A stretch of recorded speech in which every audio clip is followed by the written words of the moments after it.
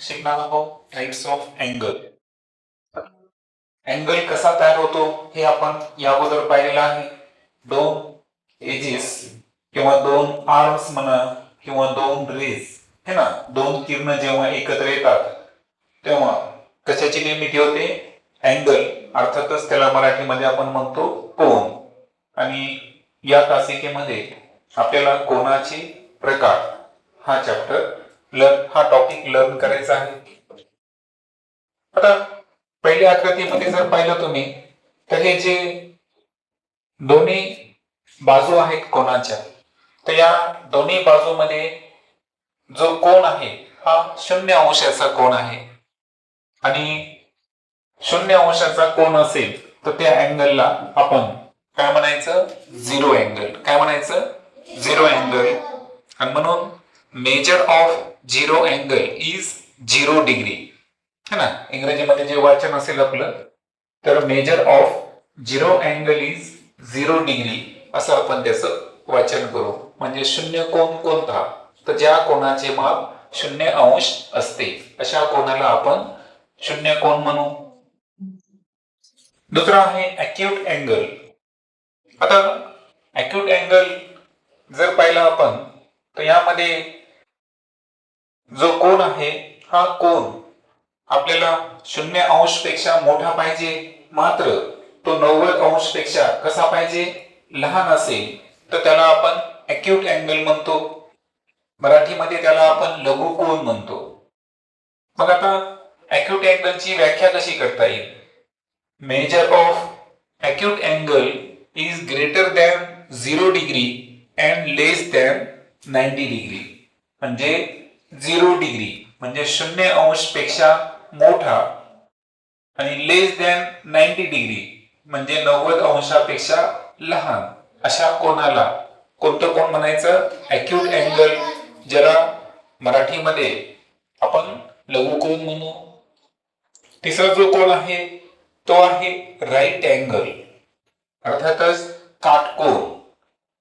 आता काटकोनामध्ये जर आपण पाहिले तर दोन किरण एकमेकांसोबत 90 अंशाचा कोन तयार करत आहेत.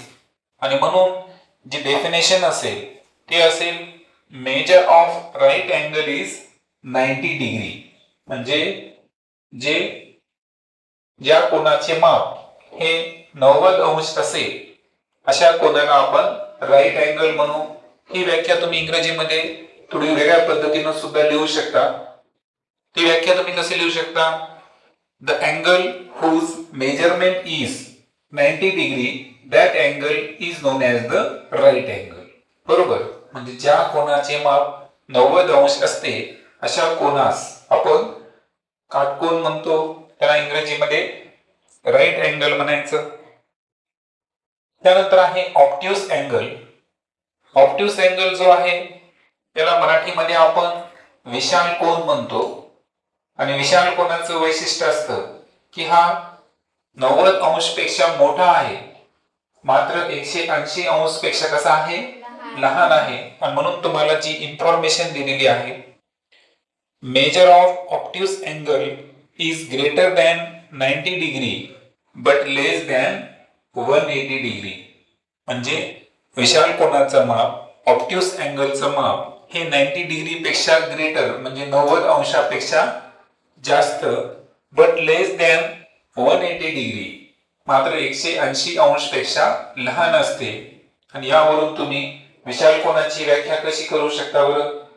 The angle whose measure is greater than 90 degree but less than 180 degree it is known as the obtuse angle. त्यानंतर पाचवा प्रकार आहे स्ट्रेट अँगल, ज्याला मराठीमध्ये आपण सरळ कोन म्हणतो. यामध्ये तुम्ही जर दोन्ही किरण जर पाहिले तर एकमेकांच्या विरुद्ध बाजूला आहे. यांनी एक रेषा तयार केलेली आहे, स्ट्रेट लाईन तयार केलेली आहे. आणि म्हणून अशा कोनाचं माप हे 180 अंश असतं. आणि म्हणून स्ट्रेट अँगल संदर्भात जी इन्फॉर्मेशन दिलेली आहे ती कशी आहे? Measure of straight angle is 180 degree.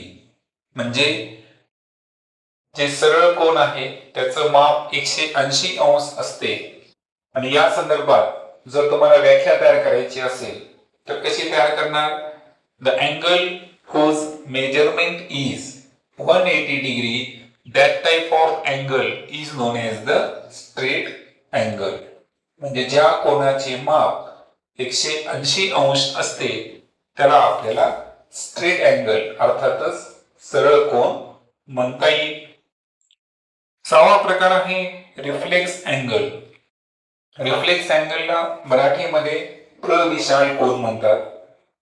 मग या रिफ्लेक्स अँगलला जर आपण केअरफुली पाहिलं तर याचं मेजरमेंट हे 180 अंश पेक्षा जास्त आहे, मात्र 360 अंशापेक्षा कसं आहे? कमी आहे. आणि म्हणून तुम्हाला जी इन्फॉर्मेशन दिलेली आहे ती आहे measure of reflex angle is greater than 180 but less than 360 degree. अर्थातच जे माप असतं रिफ्लेक्स अँगल प्रविशाल कोनचं हे 180 अंश पेक्षा कसं आहे? ग्रेटर म्हणजे जास्त, बट लेस दॅन 360 म्हणजे 360 अंशापेक्षा कमी. आणि म्हणून जर तुम्हाला इथे डेफिनेशन तयार करायची असेल तर कशी डेफिनेशन तयार होईल? The angle whose measurement is greater than 180 degree but less than 360 degree, that type of angle is known as the reflex angle.